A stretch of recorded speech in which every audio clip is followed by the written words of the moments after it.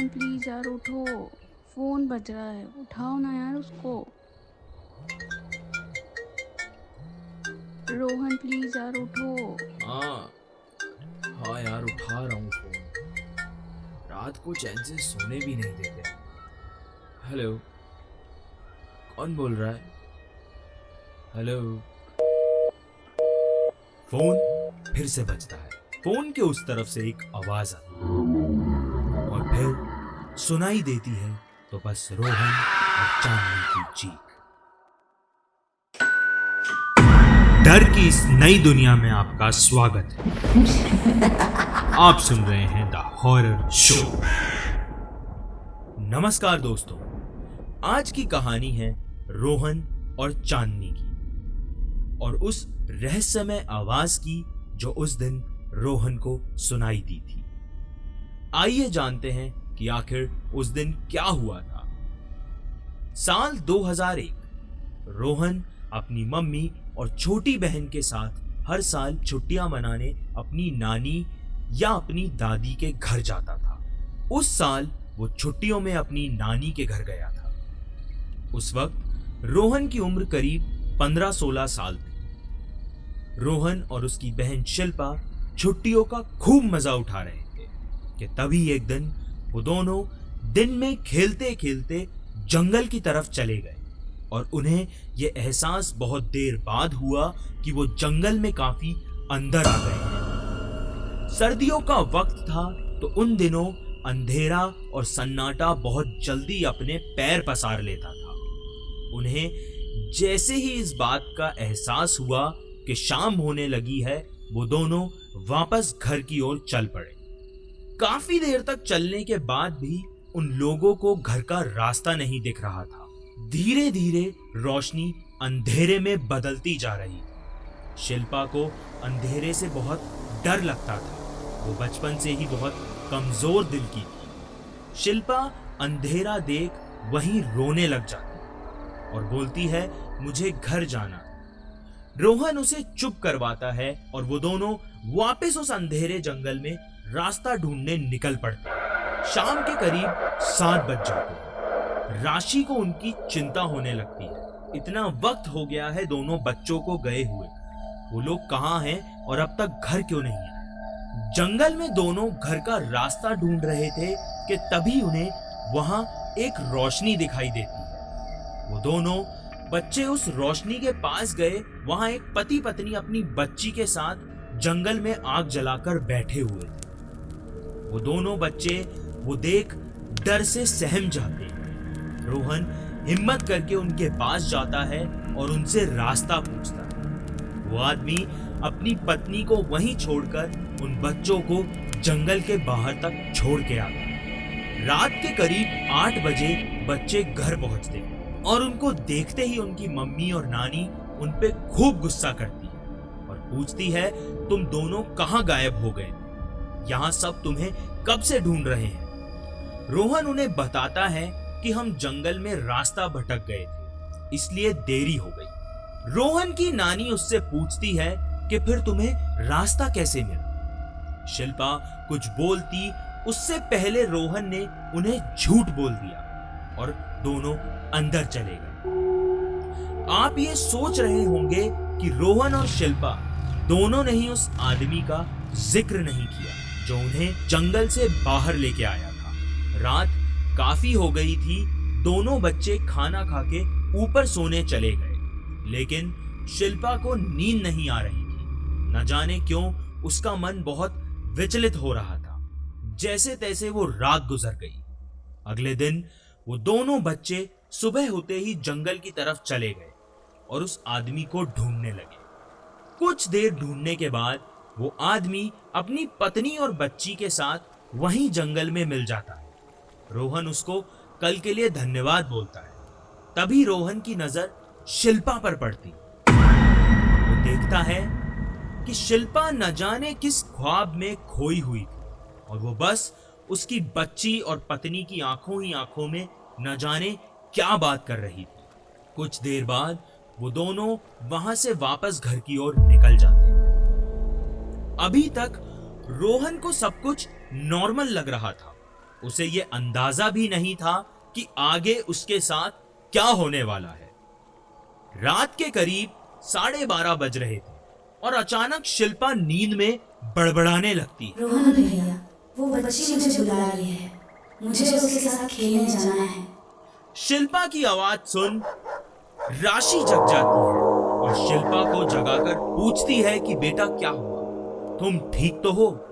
तुम नींद में ये सब क्या बड़बड़ा रही थी?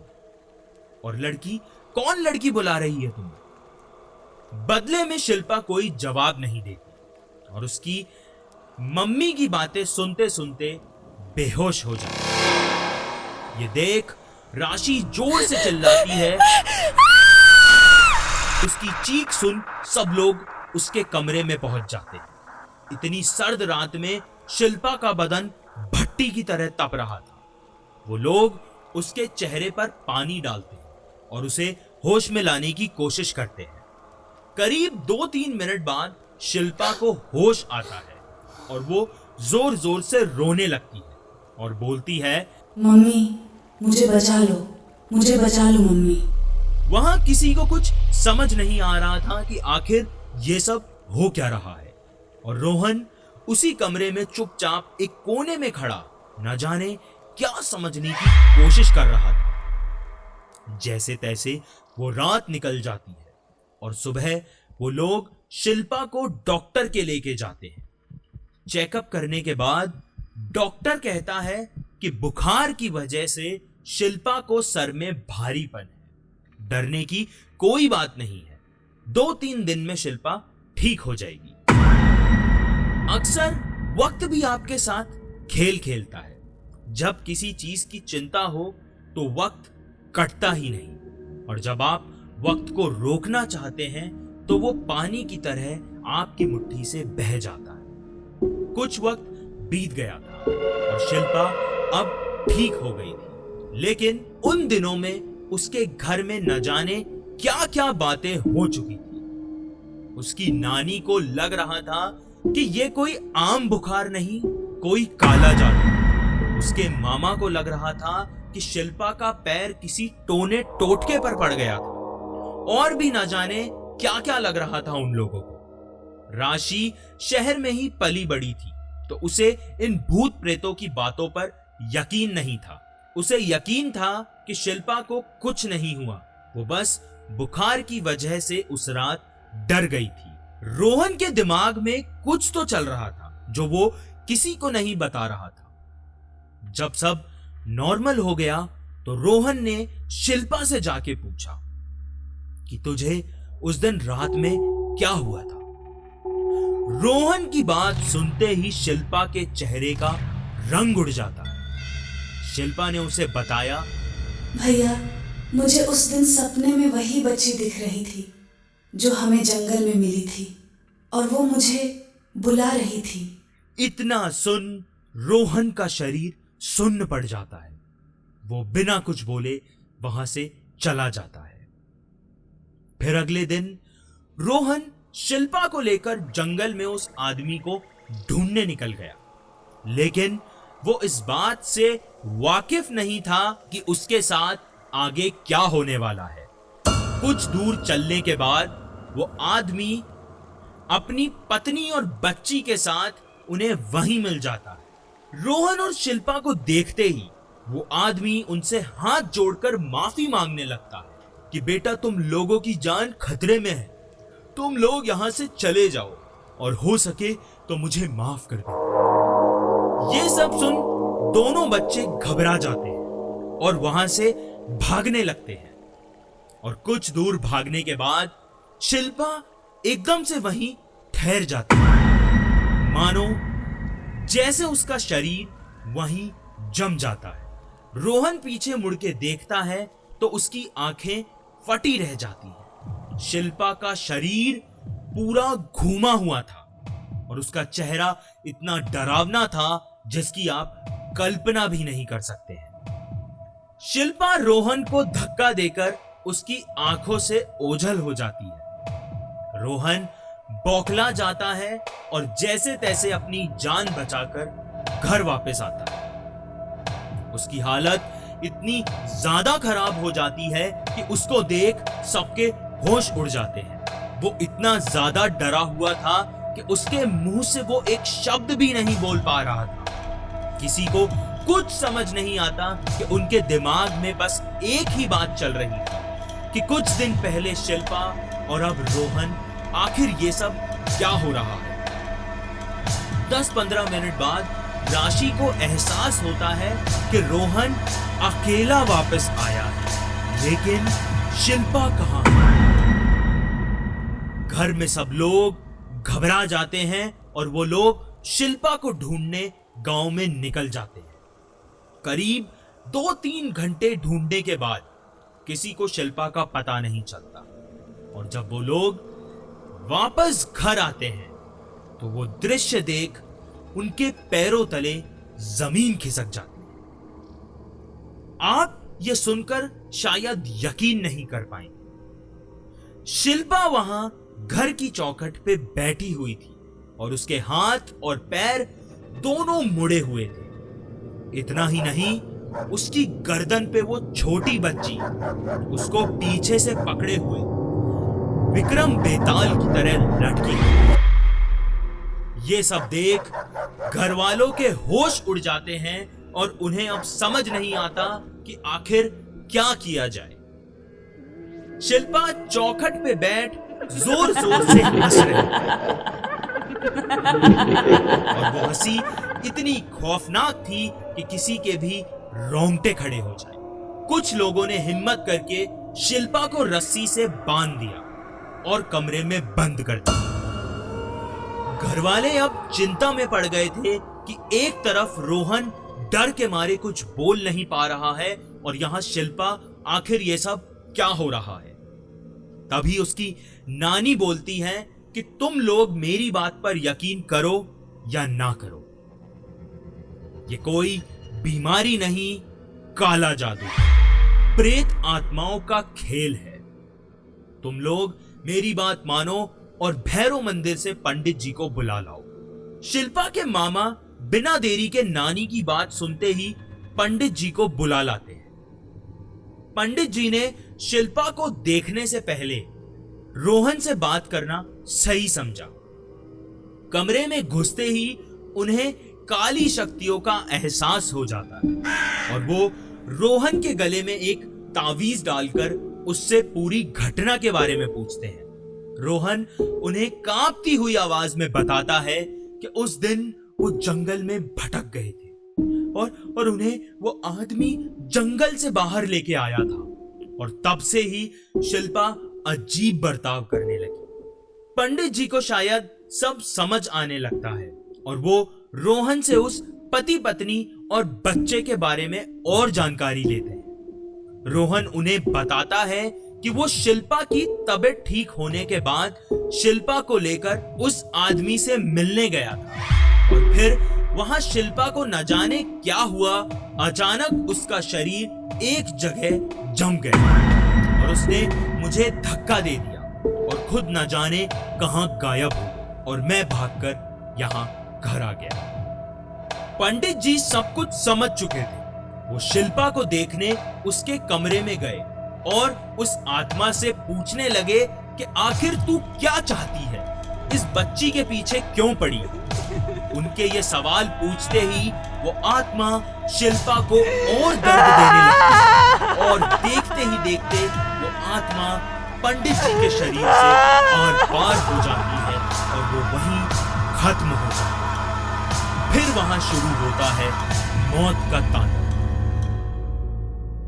वो शिल्पा की मां राशि सहित उसकी नानी को भी मौत के घाट उतार देती है और बोलती है अब मेरा वंश जरूर आगे बढ़ेगा। वो रोहन को घसीटकर घर के आंगन में लाती है और बोलती है, आज जो ये सब हुआ ये तेरे परिवार वालों के कर्मों का अंजाम था।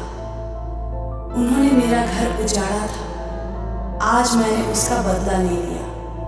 अब तू कभी दोबारा मेरे रास्ते के बीच में मत आना। आज तो मैं तेरी बहन को साथ लेकर जा रही हूँ, लेकिन तूने फिर कभी मेरे रास्ते में आने की कोशिश की तो तू जिंदा नहीं बचेगा। इतना बोल शिल्पा वहां से गायब हो गई। रोहन तो मानो सदमे में चला गया था और उसे यह यकीन नहीं हो रहा था कि यह सब क्या हो गया। रोहन अब पूरा टूट चुका था, मानो उसके पास जीने की कोई वजह ही नहीं बची थी। रोहन बस दिन भर यही सोचता था कि आखिर उसके परिवार वालों ने ऐसा क्या किया था जो वो आत्मा उसके पूरे परिवार को मौत के घाट उतार गई। वक्त किसी के लिए नहीं रुकता है। कुछ साल बीत गए थे।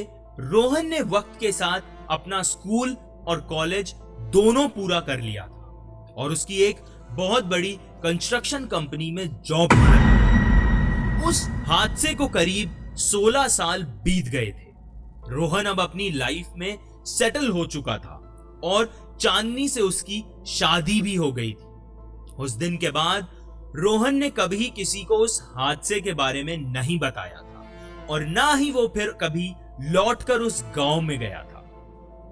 आप सोच रहे होंगे तो आखिर 16 साल बाद अचानक रात में वो फोन किसका आया था? क्या वो शिल्पा थी? अगर शिल्पा नहीं तो फिर वो कौन था? आज की कहानी में मैं आपको सस्पेंस में नहीं छोड़ूंगा। आइए जानते हैं आगे क्या हुआ।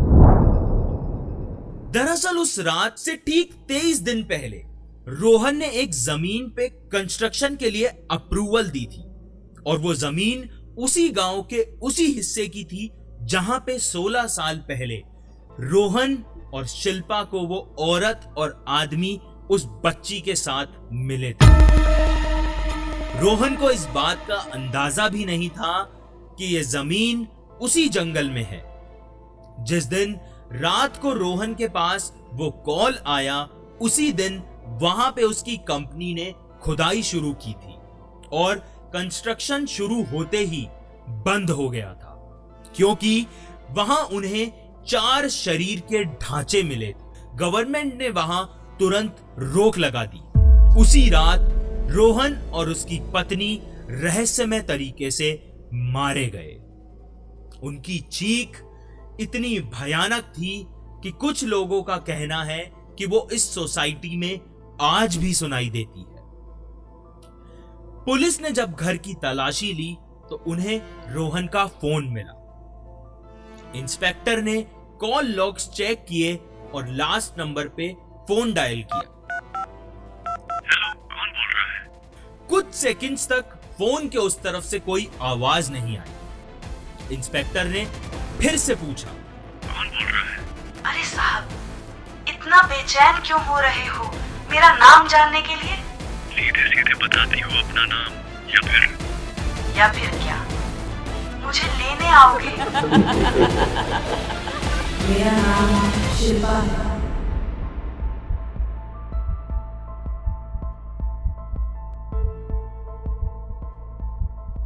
प्रेत आत्माओं की कहानियां हमेशा हमारी रूहों में गहरी छाप छोड़ जाती है। यह बहुत अजीब अदृश्य शक्तियों का संगम होता है जो अक्सर हमारी समझ से परे होता है। ये कहानी सुनने के बाद क्या आपको भी शिल्पा की हंसी सुनाई देती है या डर का एहसास होता है? अगर हां, तो आज की कहानी आपको कैसी लगी ये कमेंट करके मुझे जरूर बताएं। और मुझे ये बताते हुए बहुत खुशी महसूस हो रही है कि हाल ही में ये पॉडकास्ट फीड स्पॉट के टॉप 60 पॉडकास्ट में फीचर हुआ है। आपके सपोर्ट और प्यार के लिए दिल से थैंक यू। ऐसे ही मेरी कहानियों को सुनते रहिए और मेरे पॉडकास्ट को सपोर्ट करते रहिए। क्या आपको भी कभी किसी प्रेत आत्मा का एहसास हुआ है? क्या आपके पास भी कोई कहानी है? अगर है तो आप अपनी कहानी मुझे इंस्टाग्राम पर डीएम कर सकते हैं या फिर मुझे ईमेल भी कर सकते हैं। अगर आप ये कहानी स्पॉटिफाई, गाना या यूट्यूब पर सुन रहे हैं तो मेरे चैनल को सब्सक्राइब करें और बेल आइकन दबाना ना भूलें। धन्यवाद। तो दोस्तों, आपको स्टोरी कैसी लगी कमेंट बॉक्स में जरूर बताएं। अब चलते हैं दूसरी कहानी की ओर। एक नॉर्मल ऑफिस की दोस्ती, एक अजीब सा सवाल और एक रात जो सब कुछ बदल देती है। आमिर ने उससे पूछा, लेकिन भाई अगर वो मृत्यु कालिका वापस आ गई तो? कैसे एक मासूम बच्चा भटकती हुई आत्मा के कब्जे में आ जाता है और उसकी जान बचाने के लिए पूरा परिवार उस खौफनाक आत्मा के चंगुल में फंसता है। आइए सुनते हैं हमारी आज की कहानी, काला जादू, ब्लैक मैजिक। डर की इस नई दुनिया में आपका स्वागत है। नमस्कार दोस्तों, आप सुन रहे हैं the horror show by Karnik. Guwahati में रहने वाले वरुण और आमिर दोनों एक ही ऑफिस में काम करते थे। वो दोनों बस एक दूसरे से सिर्फ काम के सिलसिले में ही बातचीत किया करते थे। धीरे धीरे साल बीतते गए और उन दोनों की दोस्ती भी गहरी होती गई। एक दिन आमिर ने वरुण से पूछा, तू अक्सर अंधेरे में घबरा क्यों जाता है?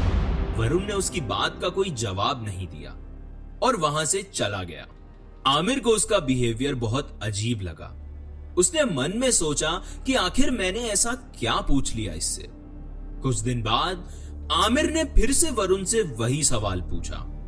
उस दिन वरुण ने उसका जवाब दिया और बोला, आमिर तू आज रात मेरे घर डिनर पर आ जा, तेरे सारे सवालों के जवाब दूंगा मैं वहां। आमिर को यह बात सुन के बहुत अजीब सा महसूस हुआ, लेकिन उसके पास मना करने की कोई वजह नहीं थी। दोनों ने साथ बैठ के डिनर किया और वरुण ने उससे एक किस्सा सुना। यह किस्सा साल 2007 का है। वरुण उस वक्त कॉलेज में था। वो तुरंत अपनी बाइक स्टार्ट कर अपने घर की ओर निकल जाता। उसके घर पे भीड़ लगी हुई थी और वो देखता है कि मोनू जोर जोर से चीख रहा है। वो भागता हुआ अंदर जाता है और देखता है कि 3-4 लोगों ने मोनू को पकड़ रखा है। वहां लोग तरह तरह की बातें कर रहे थे। तभी उसके पापा ने कहा कि इसे तुरंत डॉक्टर के पास ले चलते हैं, पर मां ने उनका हाथ दबाकर चुप रहने का इशारा किया। वरुण ये सब कुछ देखकर भी कुछ समझ नहीं पा रहा था कि आखिर हो क्या रहा है। दूसरी तरफ मोनू जोर जोर से चीखता और बेहोश हो जाता। मोनू की चीखें अब और भी भयानक होने लगी थी। कोई उसका सर दबा रहा था तो कोई उसकी छाती मल रहा था। वरुण की दादी ने कहा कि इसे घर के मंदिर में ले चलो। इतना सुनते ही मोनू जोरों से चीख उठा। शायद ये बात उसे पसंद नहीं आई थी। 4 लोग उसे घसीटकर मंदिर में ले गए और कुर्सी से बांध दिया। फिर दादी ने उससे पूछा कि बता कौन है तू? इतना सुनकर मोनू गुस्से से भर गया। उसका सर और छाती अब भट्टी की तरह तपने लगे थे। दादी ने फिर कहा, बता कौन है तू? इस बार मोनू गुस्से से अपने दांत पीसने लगा। दांतों के किटकिटाने की आवाज पूरे कमरे में गूंज रही थी। उसके बदन की सारी हड्डियां मानो एक एक करके कड़क रही थी। वो मंजर इतना खौफनाक था कि किसी को यकीन नहीं हो रहा था। दादी ने फिर अपनी बात को दोहराया, बता कौन है तू? कहां से आया है? इस बच्चे ने तेरा क्या बिगाड़ा है? जहां से भी तू आया है तू वहीं लौट जा और इस बच्चे को छोड़ दे। मोनू ने अपना आपा खो दिया। वो उसी तरह करहाता, दांत पीसता, चीखता, चिल्लाता और बेहोश हो जाता। उसका चेहरा एकदम काला हो गया था और आंखें लाल सुर्ख हो चुकी थी, जैसे उनमें खून भरा हो। पास जाने पर वो हर किसी को काटने को दौड़ता, अपना मुंह नोचने लगता। ये खौफनाक मंजर बहुत देर तक चलता रहा और कुछ घंटों बाद वो शांत हो गया। वरुण ने देखा कि उसकी आंखें और चेहरा अब नॉर्मल हो गया। उन्होंने वापस उससे पूछा, कौन हो तुम? इस बार मोनू ने एक औरत की आवाज में जवाब दिया और बोला, तुम्हारा मोनू अब मेरा दोस्त बन चुका है और मैं हूं मृत्यु कालिका।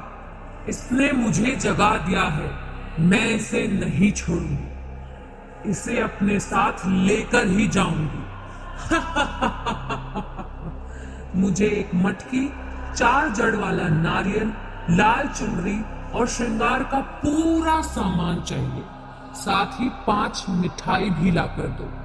तब मैं इस लड़के को यहीं छोड़कर चले जाऊंगी, नहीं तो मैं इसे अपने साथ ही लेकर चले जाऊंगी। दफा हो जाओ, ये सामान लेकर ही आना, वरना इसको तो मैं कच्चा चबा जाऊंगी।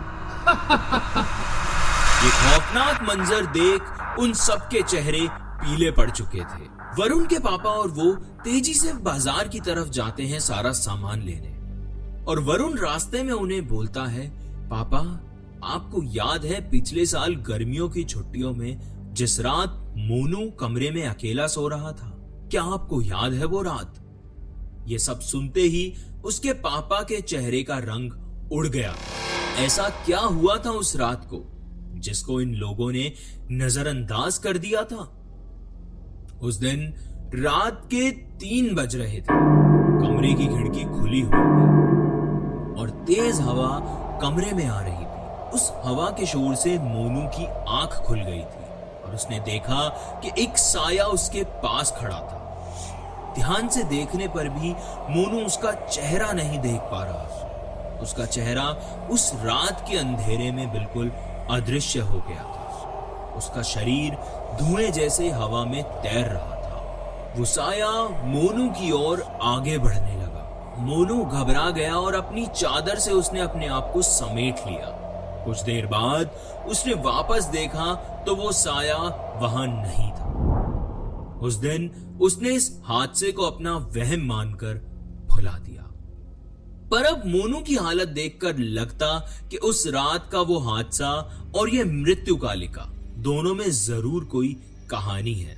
वरुण अपने पापा के साथ सारा सामान लेकर घर पहुंचता है और सारा सामान मोनू के आगे रख देता है। जब मोनू को होश आता है तो आत्मा जोरों से हंसती है और मोनू नॉर्मल हो जाता है। दादी मोनू के सामने जाकर खड़ी हो जाती है। कुछ देर तक दादी उसे ऐसे ही देखती रही तो वरुण ने दादी से पूछा, क्या हुआ दादी?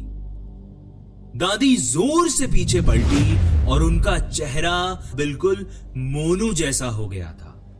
वो देख वहां मौजूद सारे लोगों का दिल बैठ चुका था। अगले ही पल दादी ने भी उसी चीख के साथ रोना शुरू कर दिया और कहा, मैं शहडोल की हूँ। एक बस के नीचे आके मेरी मौत हो गई थी। मेरी लाश को बेरहमी से कुचल कर दफना दिया गया था। अब मैं वापस आई बदला लेने।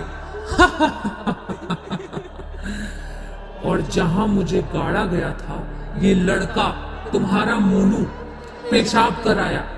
मैं सोई हुई थी, इसने मेरा अपमान किया और मुझे जगा दिया। इसका अंजाम तो इसे भुगतना होगा।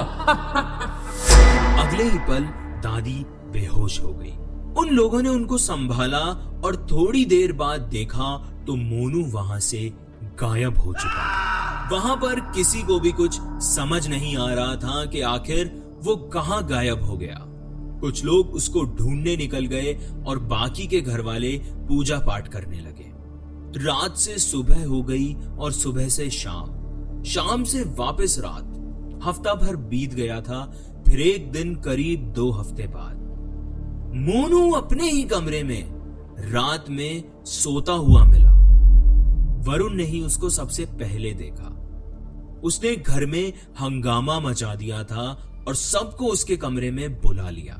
मोनू के चेहरे के रिएक्शंस बहुत नॉर्मल थे, जैसे कि कुछ हुआ ही ना हो। वरुण ने उससे पूछा कि कहां था तू इतने दिनों से? मोनू ने उसे जवाब दिया कि मैं तो यहीं सो रहा था। बहुत दिनों बाद मेरी नींद पूरी हुई है। मोनू की यह बात सुन सब लोगों के होश उड़ गए थे और उस दिन के बाद सब कुछ नॉर्मल हो चुका था। सब लोग बहुत ज्यादा स्ट्रेस में थे तो उन लोगों ने एक ट्रिप प्लान की और घूमने निकल गए पूरी फैमिली के साथ। पूरे दिन ड्राइव करने के बाद हाईवे पर ही उन्होंने एक होटल में रुकने का डिसाइड किया। होटल में चेक इन कर सब अपने अपने रूम्स में चले गए। होटल में आधी रात को सब लोगों ने शिकायत की कि उन्हें एक कमरे से रोने की आवाजें आ रही हैं। होटल स्टाफ ने जाकर देखा तो वो आवाजें हमारी लॉबी के आखिरी कमरे से ही आ रही थी। कमरा अंदर से बंद था। हाउसकीपर ने दूसरी चाबी से कमरे का दरवाजा खोला और देखा कि सामने मोनू होटल की चादर में लिपटा पंखे पे चमगादड़ की तरह लटका हुआ था। उसके मुंह से अजीब अजीब आवाजें आ रही। इस भयानक नजारे को देख उन सब लोगों की रूह कांप चुकी थी। वहां अफरा तफरी मच गई थी। तभी किसी ने जटिंगा के जंगलों में एक तांत्रिक के होने की बात बताई। लोगों का मानना था कि शायद वो मोनू को ठीक कर सके। अगले ही दिन वरुण और उसके पापा असम के लिए निकल गए और जटिंगा के जंगलों में पहुंच गए। बहुत ढूंढने के बाद वहां उन्हें एक तांत्रिक मिला। उस तांत्रिक ने उनकी पूरी बात सुनी और वो उनके साथ चलने के लिए राजी हो गया। वो तांत्रिक को अपने साथ अपने घर ले आए। उस तांत्रिक ने आत्मा से बात की तो उसकी वही मांग शुरू हो गई थी। मुझे एक मटकी, 4 जड़ वाले नारियल, लाल चुनरी, श्रृंगार का पूरा सामान और 5 मिठाई लाकर दो तो मैं मोनू को यहीं छोड़ के चली जाऊंगी। लेकिन इस बार उसने 2 चीजें और मांगी थी, इंसान की खोपड़ी और 2 शराब की बोतल। उसकी मांग सुन के सबके पैरों तले जमीन खिसक चुकी थी और ये सब सुन मां बेहोश हो गई। तांत्रिक का मानना था कि वो ये सब चीजें लेके कोई क्रिया करना चाहती है। हमें उसे ये सब देना ही पड़ेगा वरना वो मोनू की जान भी ले सकती है। तांत्रिक की बात सुन के हम सोच में पड़ गए कि शराब तो फिर भी मिल जाएगी लेकिन इंसान की खोपड़ी कहां से लाएं। वरुण उसके पापा के साथ कब्रिस्तान पहुंच गया और वहां से एक खोपड़ी ले आया। घर पर तांत्रिक ने पूजा शुरू की। रात भर तांत्रिक पूजा करता रहा। मोनू कभी चीखता, कभी चिल्लाता, कभी दर्द में करहाता, कभी गुस्से में तांत्रिक को गालियां देता, तो कभी वरुण को घूरता तो कभी तांत्रिक को घूरता। उसके दांतों के किटकिटाने की आवाज पूरे घर में गूंज रही थी। तांत्रिक एक दाना गेहूं का लेता, कुछ मंत्र पढ़ता और उस दाने को मोनू के ऊपर फेंक देता। वो दाना उसके शरीर पे पड़ते ही मोनू बुरी तरह तड़पने लगता। उसके मुंह से जानवरों के जैसे गुर्राने की आवाजें निकल रही थी। वो क्या बोल रहा था किसी को कुछ समझ नहीं आ रहा था। रात भर पूजा करने के बाद सुबह मोनू बेहोश हो गया और उसका चेहरा पीला पड़ने लगा था। उसका शरीर सूख कर लकड़ी जैसा हो गया था। तांत्रिक की पूजा खत्म हुई और वो बोला कि अब आपका पुत्र उस संकट से बाहर है, लेकिन आप सब लोगों को अगली 14 तक बहुत सावधानी बरतनी है, क्योंकि वो आत्मा फिर से अपना रास्ता ढूंढेगी आपके परिवार में आने का। इतना बोल तांत्रिक वहां से चला गया। ये कहानी अभी खत्म नहीं हुई है। इसके बाद जो हुआ वो सुनकर आपकी भी रूह कांप उठेगी।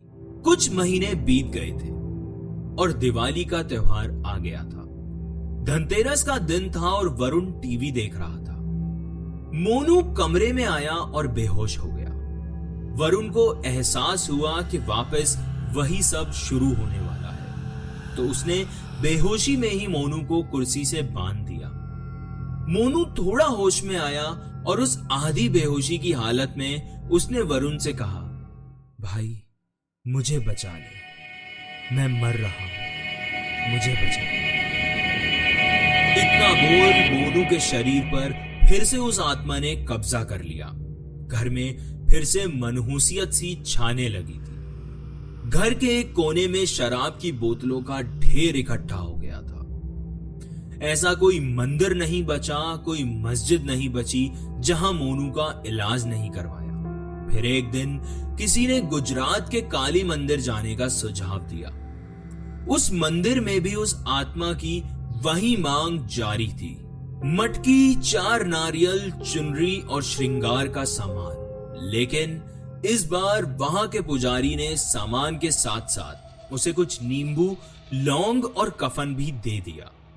पुजारी हर बार कुछ मंत्र पढ़ता और उसे नींबू में फूंक देता और उसमें लौंग चुबा देता। फिर उसी नींबू को कफन में लपेटकर एक मटकी में डाल देता। वो जब जब ऐसा कर रहा था तो मोनू को इससे बहुत दर्द होता और वो बेहोश हो जाता। होश में आते ही मोनू की फिर वही हरकतें शुरू हो जाती थी, पर पुजारी अपने काम में लगा रहा। वो पूजा करता गया, मंत्र पढ़ता गया। जैसे ही उस आत्मा की बारी आई, वो कहने लगी, मुझे छोड़ दे पंडित, मुझे छोड़, जाने दे मुझे, मैं तेरे पूरे वंश को खा जाऊंगी, जाने दे मुझे। पुजारी बोला, बोल तू इस बच्चे को फिर परेशान करेगी? नहीं करूंगी, नहीं करूंगी, मुझे जाने दे, मुझे जाने दे। वापस लौट जा जहां से तू आई है। पुजारी ने ऐसा 8-10 बार किया और मृत्यु कालिका को उसने कैद कर लिया। अंत में पुजारी ने वो मटकी उन्हें दी और कहा, इस बच्चे के अंदर दुष्ट आत्माओं ने डेरा जमा लिया था। सारी आत्माओं को इस मटकी में मैंने कैद कर दिया है। इसे ले जाकर शमशान घाट में गाड़ दो और ध्यान रहे नंगे पैर ही जाना। पुजारी की इतनी बात सुनते ही मुझे वो रात याद आ गई थी जब तांत्रिक ने हमसे वो शराब की बोतल और खोपड़ी मंगवाई थी। वरुण ने पुजारी को वो सारी घटना बताई। पुजारी ने कहा, तुम जाओ और ये सही स्थान पर गाड़ कर आओ। पुजारी के बताए हुए समय और तरीके से वो मटकियों को शमशान में दफन करा और उसके बाद मोनू भी ठीक होने लगा। लेकिन इस घटना के बाद वरुण का भी उन चीजों पर विश्वास हो गया था जिन्हें वो पहले मजाक समझता था, और जब से ही वरुण को अंधेरे से डर लगता है। ये कहानी सुनाने के बाद वरुण चुप हो गया था। आमिर ने उससे पूछा, लेकिन भाई, अगर वो मृत्यु कालिका वापस आ गई तो? अगर आपके पास भी कोई कहानी है या कोई खौफनाक किस्सा, तो उसे मेरे साथ जरूर शेयर करें। आप अपनी स्टोरी मुझे इस ईमेल पर भेज सकते हैं या फिर इंस्टाग्राम पर डीएम कर सकते हैं। आज की ये कहानी आपको कैसे लगी, मुझे कमेंट में जरूर बताएं। धन्यवाद।